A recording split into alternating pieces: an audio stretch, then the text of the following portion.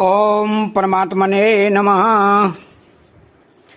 रजसि प्रलयं गत्वा कर्म संगिषु जायते तथा प्रलीन स्तमसि मूढ़ योनिषु जायते।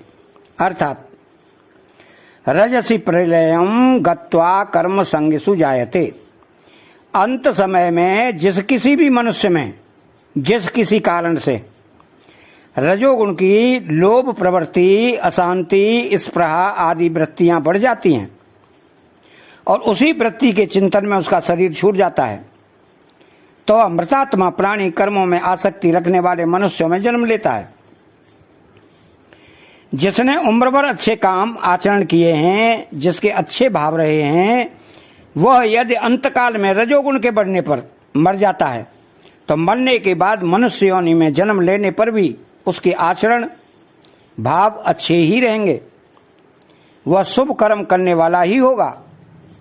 जिसका साधारण जीवन रहा है वह यदि अंत समय में रजोगुण की लोभ आदि प्रवृत्तियों के बढ़ने पर मर जाता है तो मनुष्य योनि में आकर पदार्थ, व्यक्ति, क्रिया आदि में आसक्ति वाला ही होगा।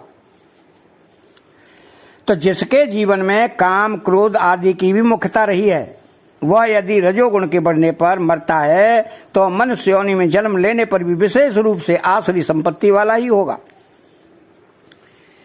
तो तात्पर्य यह हुआ कि मनुष्य लोक में जन्म लेने पर भी गुणों के तारतम्य से मनुष्यों के 3 प्रकार हो जाते हैं, अर्थात 3 प्रकार के स्वभाव वाले मनुष्य हो जाते हैं। परंतु इसमें एक विशेष ध्यान देने की बात है कि रजोगुण की वृद्धि पर मरकर मनुष्य बनने वाले प्राणी कैसे ही आचरण वाले क्यों न हों, उन सब में भगवत प्रदत्त विवेक रहता ही है। अतः प्रत्येक मनुष्य इस विवेक को महत्व देकर सत्संग, स्वाध्याय आदि से इस विवेक को स्वच्छ करके ऊंचे उठ सकते हैं, परमात्मा को प्राप्त कर सकते हैं।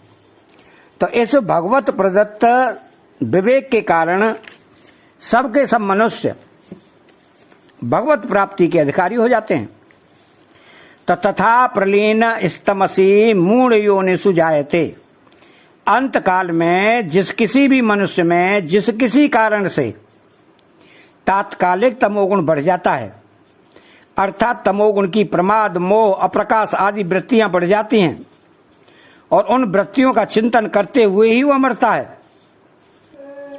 तो वह मनुष्य पशु, पक्षी, कीट, पतंग, वृक्ष, लता आदि मूढ़ योनियों में जन्म लेता है।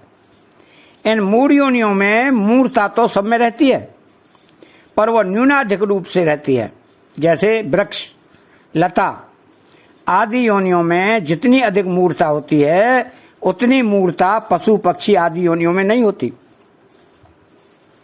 अच्छे काम करने वाला मनुष्य यदि अंत समय में तमोगुण की तात्कालिक वृत्ति के बढ़ने पर मरकर मूढ़ योनियों में भी चला जाए तो वहां भी उसके गुण, आचरण अच्छे ही होंगे, उसका स्वभाव अच्छे काम करने का ही होगा। तो जैसे भरत मुनि का अंत समय में तमोगुण की वृत्ति में अर्थात हरिण के चिंतन में शरीर छूटा तो मूढ़ योनि वाले हरिण बन गए, परंतु उनका मनुष्य जन्म में किया हुआ त्याग, तप हरिण के जन्म में भी वैसा ही बना रहा। वे हरिण योनि में भी अपनी माता के साथ नहीं रहे, हरे पत्ते न खाकर सूखे पत्ते ही खाते रहे आदि। तो ऐसी सावधानी मनुष्यों में भी बहुत कम होती है जो कि भरत मुनि की हरिण जन्म में थी। तो रजोगुण में राग अंश ही बांधने वाला, जन्म मरण देने वाला है, क्रिया अंश नहीं। राग होने के कारण ही कर्म संगिषु जायते कहा है। तो क्रिया रूप से रजोगुण तो गुणातीत में भी होता है। प्रकाशम च प्रकृतिम च, पदार्थ, क्रिया अथवा व्यक्ति किसी में भी राग हो जाएगा तो वह कर्म संगी मनुष्य योनि में जन्म लेगा।